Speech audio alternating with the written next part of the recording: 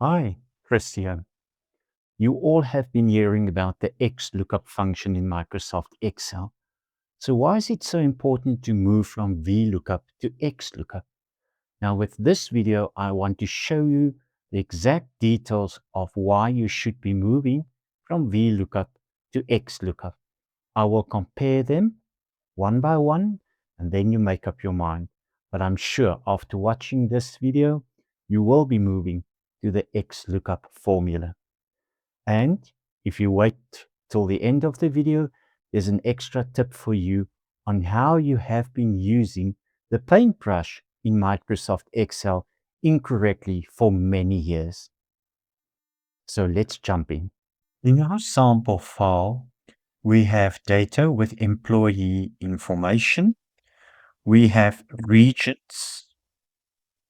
And on the right-hand side, for each region, we have the regional manager information, the city, and a rating. Now, before I continue, you're more than welcome to download this exercise file from the link below in the description.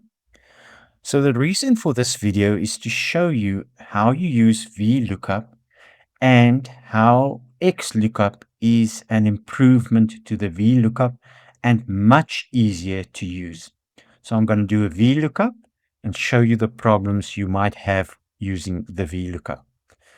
So we're going to start off with saying for all of these cells, I'm going to do a VLOOKUP. What am I going to look up? The value. I'm going to look up all these values, comma. Where will I find it? Now for VLOOKUP, you have to provide a table array. So it's a full list of VLOOKUP data on the right-hand side, of which the first column should be the value we're using to do the actual VLOOKUP. So if I'm using the region to find data, the region must be in the first column. That's the first drawback of VLOOKUP. The next argument in the formula, comma, it wants to know the column name I want to be returned. So now also another drawback is you have to count the actual columns and return the number. You will have to go 1, 2, 3, 4, and I'm interested in the regional manager, which is column number 2.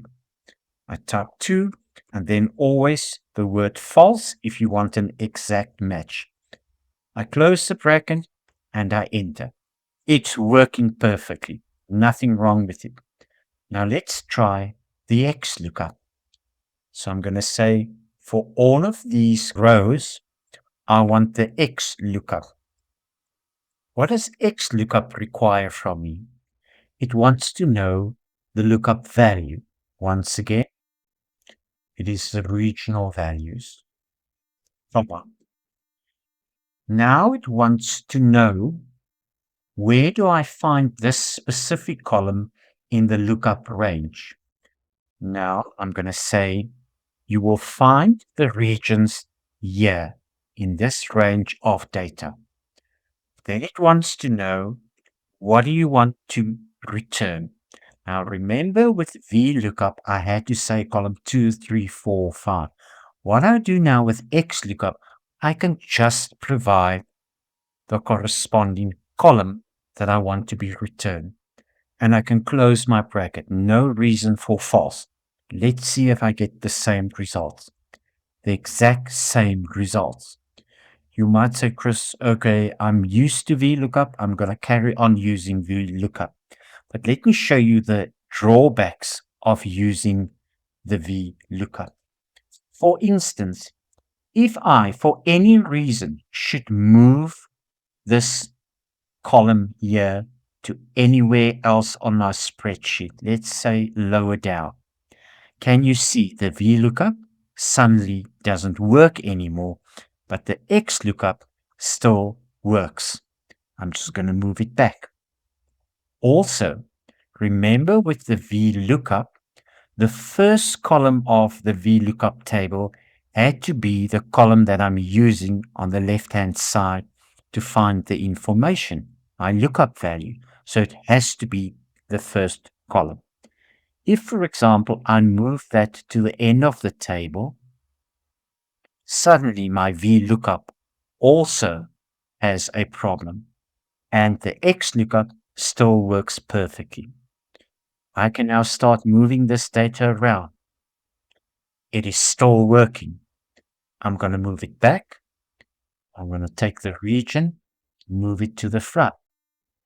Now, another issue with VLOOKUP, remember when I double click on the VLOOKUP formula, I had to provide column number 2, the actual column number.